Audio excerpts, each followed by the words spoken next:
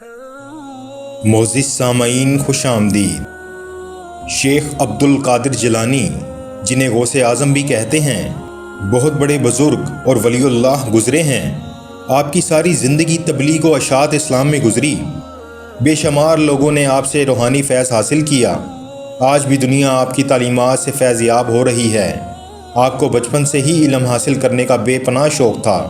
آپ نے ابتدائی تعلیم تو اپنے قصبے جیلان میں ہی حاصل کی، لیکن دین کی اعلیٰ تعلیم حاصل کرنے کے لیے بغداد جانا پڑتا تھا۔ اس زمانے میں گاڑیاں اور موٹر کاریں نہ تھیں، اس لیے لوگ قافلوں کی صورت میں پیدل سفر کرتے تھے۔ چنانچہ آپ کی والدہ نے آپ کو بھی بغداد جانے والے ایک قافلے کے ہمراہ روانہ کر دیا۔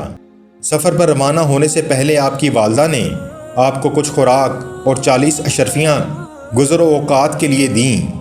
آپ کی والدہ نے یہ اشرفیاں آپ کی قمیض کی تہہ میں سی دیں تاکہ محفوظ رہیں، اور چلتے وقت آپ کو خاص طور پر یہ نصیحت کی کہ بیٹا ہمیشہ سچ بولنا اور جھوٹ کے قریب نہ جانا۔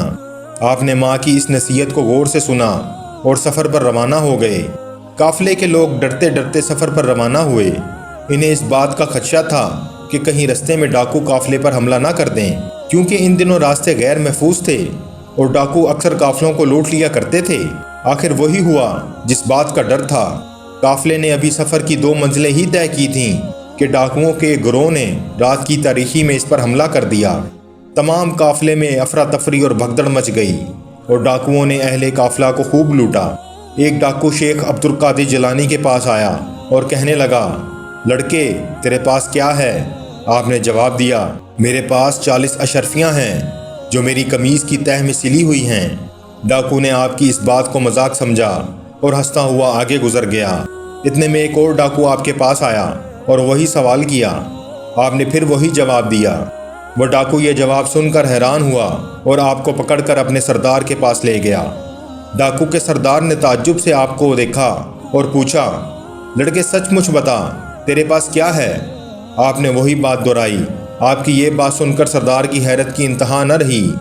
آپ نے اپنی قمیض کی تہہ کو کھولا تو پوری 40 اشرفیاں زمین پر گر پڑیں۔ اشرفیاں دیکھ کر سردار کی آنکھیں حیرت سے کھلی کی کھلی رہ گئیں۔ اس نے آپ سے مخاطب ہو کر کہا، لڑکے تو نے سچ بول کر اپنا راز کیوں فاش کر دیا، حالانکہ تو آسانی سے اپنی اشرفیاں بچا سکتا تھا؟ آپ نے جواب دیا، میری ماں نے مجھے نصیحت کی تھی کہ بیٹا ہمیشہ سچ بولنا۔ میں نے اپنی ماں کی نصیحت پر عمل کیا ہے۔ آپ کا یہ جواب سن کر سردار اس قدر متاثر ہوا کہ بے ساختہ اس کی آنکھوں میں آنسو آ گئے۔ وہ سوچنے لگا کہ ایک طرف یہ لڑکا ہے جسے اپنی ماں کی نصیحت کا اس قدر خیال ہے، اور دوسری طرف میں ہوں کہ اپنے مالک حقیقی کے احکام سے غافل ہو کر بے گناہ لوگوں کو لوٹتا ہوں۔ اس کے دل سے غفلت کا پردہ دور ہو گیا۔ اس نے توبہ کر لی اور قافلے کا لوٹا ہوا مال واپس کر دیا۔ اس طرح آپ کی سچائی کی بدولت ڈاکوؤں کی اصلاح ہو گئی اور وہ نیکی اور پرہیزگاری کی زندگی گزارنے لگے۔